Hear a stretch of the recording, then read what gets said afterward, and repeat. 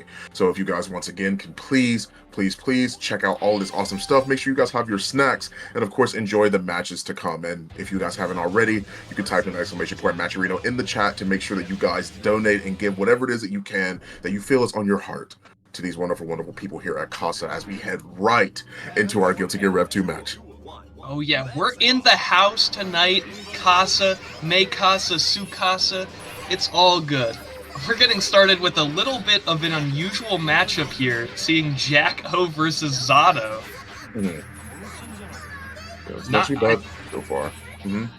Not super familiar with either of these players. Furok here, getting an aggressive burst to start off, putting ViggieSmalls in the corner, and now the minions, they're juiced up. They're as excited as you should be.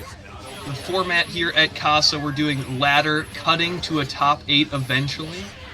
So we're just chilling now. Getting these matches in, matching up like it's League of Legends, the game Jako is playing. Well, yeah, like summoning all the minions, of course. I mean, like, there's not any lanes it is you'd have to be worried about, but for the most part, they are at least causing some space to be made for her. A great anti-air conversion as well off of the 5P, just to make sure you can get the knockdown.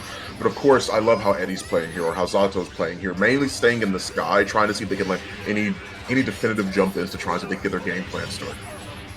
Yeah, Jako, a bit of a dying breed in character archetypes, I'd say. Her biggest strength is that she can win by doing nothing.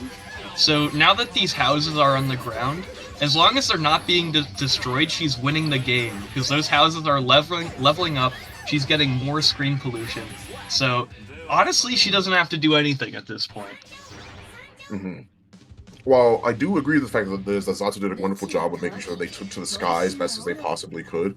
I think that this sort of game it is that you have to play of avoid the minions, right, is sort of a hard time for Zato to try and find his knockdown potential, or at least anything that he's known for, which is a lot of his set play. It's kind of hard to find the hits where necessary when you've got to deal with not only Jako's grounded normals, but you got to deal with the minions too. Yeah, you saw that bubble on her earlier. That is the reason Zato players hate this matchup. It destroys all projectiles. So Eddie's gonna wander into that and just get totaled.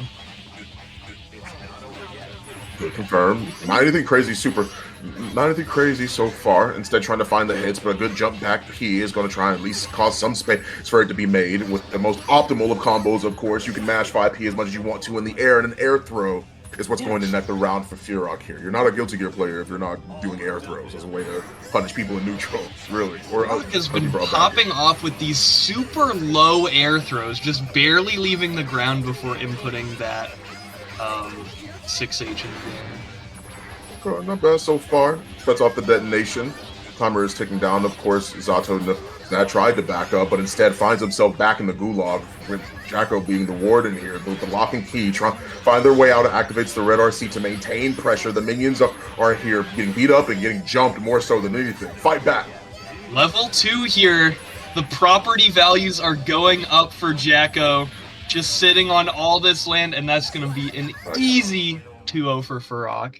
And that's the thing about Viggie, is that Viggie was once again trying their best to try and see if they can control that aerial space, see what it is that they could do to see if they can sort of make it out of the corner or try and create any sort of neutral space for themselves. So that way they felt a little bit more comfortable about how the match would go. But unfortunately, they weren't able to find any free space. A lot of it was being taken up, of course, by Jako's, real estate tycoon sort of self, where she puts out a bunch of the houses and the minions are everywhere. You're trying to avoid most of what it is that's going down. Anything it is that you see coming at you, you're going to try to avoid for Jako. But in this scenario, it wasn't quite the case, because he ends up getting caught out quite a bit, because of course she has minions that are in the air, on the ground.